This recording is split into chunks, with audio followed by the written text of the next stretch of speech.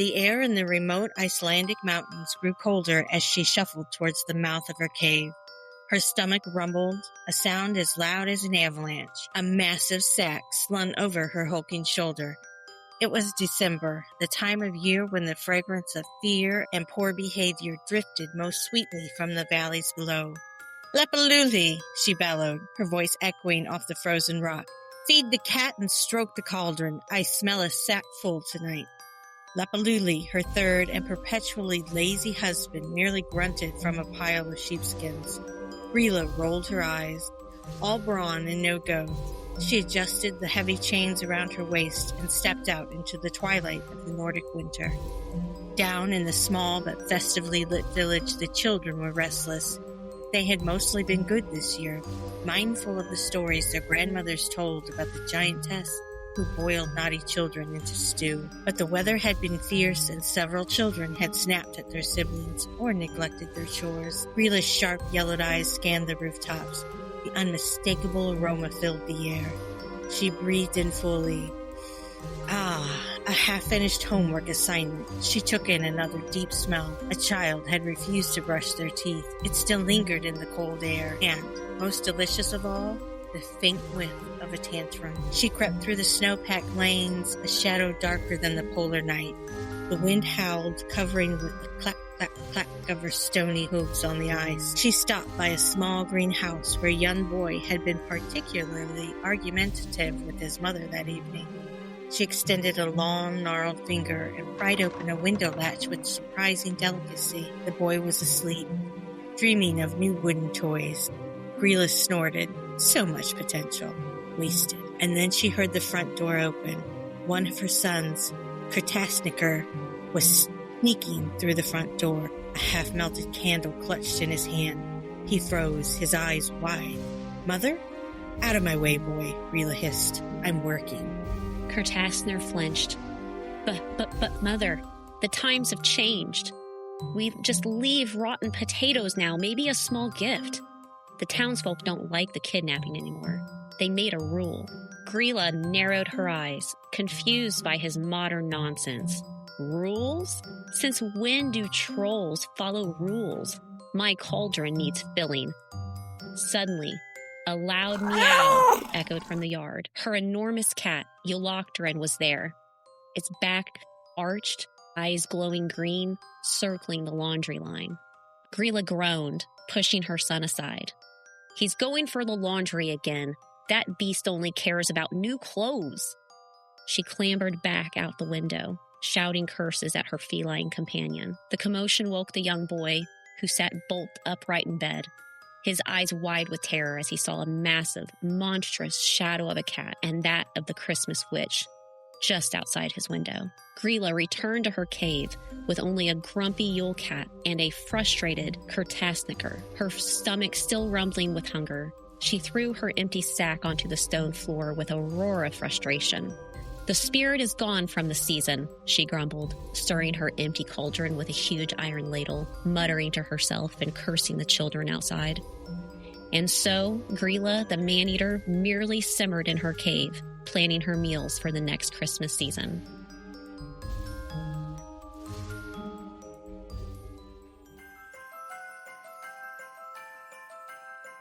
Mary, why do you always give me the parts of the stories that have all of these names? I mean, come on. I don't do it on purpose. It's just where that natural break falls in. I know you're a giver. You know, I try to say those names, and you are a giver. So for our listeners, we both hope you're enjoying these little Christmas creature road snack episodes. And if you haven't figured it out yet, we're talking about Iceland's scary ogress and matriarch Gryla, who is the mother of the mischievous Yule Lads and, of course, her beloved Yule Cat. Yeah, and the Yule Cat is one of the best Christmas creatures ever. Yeah, ever? That is a bold statement, Mary. I've heard of the Yule Cat, but never really knew what he was. And I have to say, yeah, the Yule Cat's a pretty wild character. Yeah, well, you know, an enormous black cat that can peer into second-story windows and is obsessed with laundry. He is just calling my name. I know some of my kitties. I'm only down to one. I used to be a crazy cat lady, but I'm only down to one. But I know my kitties loved themselves a new pile of freshly washed laundry. I had to keep that. I had to keep an eye out for that. So there's something about new clothes and fresh clothes that cats just seem to love. That is true, and that Yule Cat, or how do we say his name? Yolocturin. Yolocturin. Oh, there we go. Yolocturin is the epitome of a cat obsessed with laundry, specifically new Christmas clothes. So before we get too far into the specifics of him, let's go ahead and share another little Christmas story. And Haley, this time you go first. Gryla sharpened her cauldron knife. The Yule Cat, Yolocturin, stretched its massive, shaggy black body. Its green eyes glowed like twin emeralds against the night. The scent of old wool was thick in the air. Yolocturin hated old wool. He slid out of the cave entrance, his massive paws sinking soundlessly into the fresh snow. The cat was bigger than any horse, a shadow that consumed all light. He was not interested in mischief like the Yule Lads, nor in Gryla's fussy stew. His hunger was specific. It craved the sweet reward of the lazy. Down in the valley, a small farming community was preparing for Christmas Eve. Torches flickered in the windows, casting warm, inviting light onto the snow. The cat found his first target easily, a small, ramshackle cottage on the edge of town belonging to a young man named Finn. Finn was a dreamer, a poet, and unfortunately, a terrible farmer. He had spent the autumn gazing at the northern lights instead of shearing his sheep and spinning the wool. Finn sat by his hearth, mending a tattered tunic he'd worn for 3 winters straight. He had no new clothes. Yolocturin crept up to the cottage. He stood on his hind legs, looming over the roofline, and pressed his flat, whiskered face against the window pane. Finn, engrossed in his stitching, didn't notice the 2 glowing green orbs watching him. The cat let out a low rumble that vibrated the very ice off the roof. Finn looked up. The needle froze in his hand. In that instant, the massive creature pushed through the wooden doorframe, splintering the aged pine. The cat stepped inside, instantly filling the entire room. Finn scrambled backward, falling over a stool. "The cat! The Yule Cat!" he shrieked, cowering against the wall. The cat didn't pounce immediately. It sniffed the air around the petrified poet. The smell of old, unwashed wool was overpowering.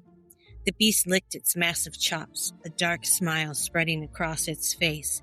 "Please," Finn begged, holding up the threadbare tunic like a shield. "I'll work harder next year, I promise." The cat swiped a paw towards Finn, but stopped short of harming him. It was a game.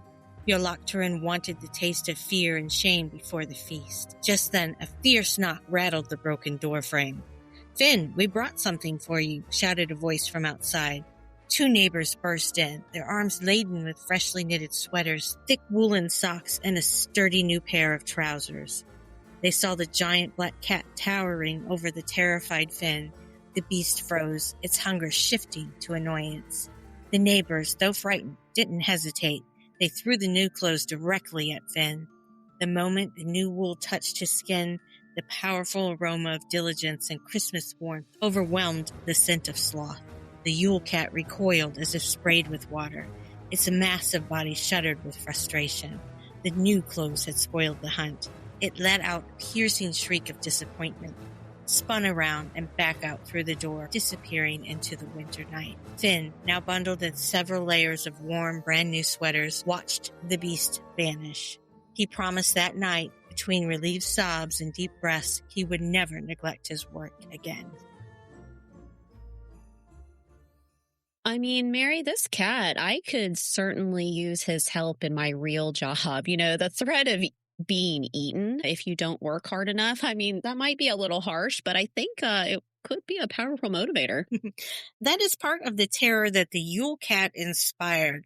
Legend says that if you didn't work hard enough during the year, adult or child, and you didn't get any new clothes before Christmas Eve, that he could smell the old wool in your home, and that would indicate laziness. Those who worked hard were rewarded with new clothes, and those who were lazy were left to his mercy, and he would often just find them and gobble them up. It's certainly on the bizarre side of lore, but it is also just fun that he belongs to Gryla, our Christmas witch in the opening story. I thought that was fun too. And Gryla, she's just got this whole cave full of Yule critters that are hers. She has her husband, who's also a troll, and their 13 children, who are affectionately referred to as the Yule Lads. What is Yule? Yule is actually an ancient pagan festival that celebrates the return of the sun. So it's usually celebrated on the first night of the winter solstice, or the longest night of the year. And then the days get longer, thus that's the rebirth of the sun. But a little known fact is that the Christian community merged a lot of the Yule traditions from these pagan festivals, such as the evergreens and holly, the lights on the tree, down to even the colors of Christmas, red, green, silver, and gold. All those are traced back to the Yule ancient festivals, and this merging happened around the 10th century. But originally, it was all pagan, complete with animal sacrifices, feasts, and, the handmade gifts that they made for the Nordic gods. We could go into so many more facts on how the Yule festivals and Christmas are just so merged and intertwined nowadays. I know we've discussed a lot about pagan traditions and how people are just unaware that those are there. So Yuletide greetings, Yule log, Yuletide cheer, Yule Lads, they all have the roots from the worship of Odin and Freya. I would say that anything with the term Yule would be associated with that. Yeah. Oh, sweet baby Jesus. I say that a lot. It's wild how things merge and mingle over centuries. And it's really over centuries is when we start to lose sight of the roots of those. So let's get into those Yule Lads, who are these 13 little bundles. Well, the Yule Lads are mischievous troll-like brothers. Of course, there's 13 of them. And they begin to visit the towns and villages one by one during the 13 days leading up to Christmas. So they start on December 12th, and I'll run through their names real quick, but I'm not going to use their Nordic names because, dang, these names are hard. And I just want to apologize right now to anybody who's hearing us try to pronounce these words. Yes, and it's struggle through. We're doing our best. So I'm just going to go with their, I don't know, I guess their nickname. Okay, so the first one is the sheep coat clod. I'm not sure if I even said that nickname right, but he harasses sheep in the farmer's sheds, though he's got these stiff peg legs that make him less effective at harassing the sheep. And so the second little guy is the gully gawk. He hides in gullies and sneaks into cow sheds to steal the foam from the milk buckets. That's kind of odd. And then we've got Stubby. He's abnormally short. He steals pans to eat the crust of food that have baked onto the edges. I like him. And then we have Spoon Licker. He steals and licks the long wooden spoons used for cooking and is very thin from the lack of proper food. And after him, we get Pot Scraper. He steals unwashed pots to scrape out any leftovers adhering to the sides and the bottom. And then we get Bowl Licker, not to be confused with Pot Scraper or Spoon Licker, but Bowl Licker hides under beds waiting for people to place their lidded wooden food bowls on the floor, which he then steals and licks clean. And then we get Door Slammer, and he enjoys slamming doors loudly, especially at night, to wake up the household.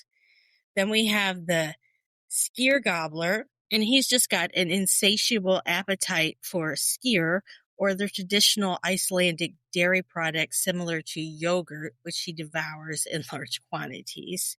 And of course, we get Sausage Swiper. He hides in the rafters of homes to snatch hanging sausages that are being smoked. And we have Window Peeper. He peeks through windows, looking for items to steal inside the house. And Doorway Sniffer uses his abnormally large nose and keen sense of smell to locate a traditional thin decorative Icelandic Christmas bread. And we've got Meat Hook. He uses a long hook to steal meat hanging from the rafters, especially smoked lamb. And then we get Candle Stealer, who was mentioned in our first story, and he follows children in order to steal their candles, which were once made of tallow and were edible, so he likes to eat those. So all these lads, they come in and they cause chaos in your home, and if you were a bad kid, they would leave a rotten potato. And I don't know if you've ever smelled a bad potato, but they are horrible. So they'd leave that potato in your shoe, and if you were good, they'd leave you a little gift. Well, I certainly have to say Gryla definitely has her hands full with all of those characters, right? I think the sausage swiper and what was it? The gobbler who eats the yogurt, kind of strange, but funny. It's really kind of hard to choose which one would be my favorite if I had to pick one. They're all just kind of strange. I would be constantly rewashing all of my dishes and pots because, who wants to eat out of something that's been licked clean by a Yule Lad? I don't want any invisible troll slobber on my things. So, right? I don't know. What do you think, Mary? There's just a lot going on with those Yule Lads, and I had never heard of them. So the fact that they were also the sons of Gryla, that horrible witch, which we're going to get into, I wanted to include her whole family. And from the Yule Cat to these 13 crazy trolls that are roaming around in that cave with her, it's just wild. It's one big happy family. So Gryla, our second Christmas witch, remember we did Baba Yaga last week. So let's finish up with some Gryla specifics. She's a Christmas witch, but she's also portrayed as the giant ogress. So she is like this monstrous giant with magical powers, and she has supernatural senses and is considered immortal. So has this power to manipulate ice, wind, and snow. So she is a type of elemental creature. Yes, she is. She often has grotesque physical characteristics like horns, multiple eyes, warts. She's said to have hooves instead of feet, a long tail, and sharp claws. Some of the lore says that she was terrifying to behold, and she also holds the power of shape-shifting. Some say that she is also the boogeyman, and with her magical abilities, she has a supernatural ability to track anyone who speaks her name. We didn't think about that ahead of time. No, I know. And she's just so powerful and terrifying. But one last thing was that she was also said to have the power to possess someone telepathically, turning them into her puppets. Well, the legend of Gryla is becoming absolutely horrific. Right? She lives in a cave high in the mountains, and during the Christmas season, she would descend into the villages, going door to door, gathering up all the children who had misbehaved and steal them. She would drag them back to her cave to boil them in her cauldron for her favorite stew. I know she might hear that and track me, but I'm just going to say it. Gryla is not for the faint of heart. No, she's not. She's a lot darker and horrible. That's completely true. You just never know what a scary Christmas witch is really made of until you hear it from us here on the Rebel Road podcast. But we certainly hope you get some new clothes for Christmas. Keep that Yule Cat away and watch out for those Yule Lads. But mostly continue to keep it weird and pull it back to Jesus. Absolutely. Until next time, bye. Bye.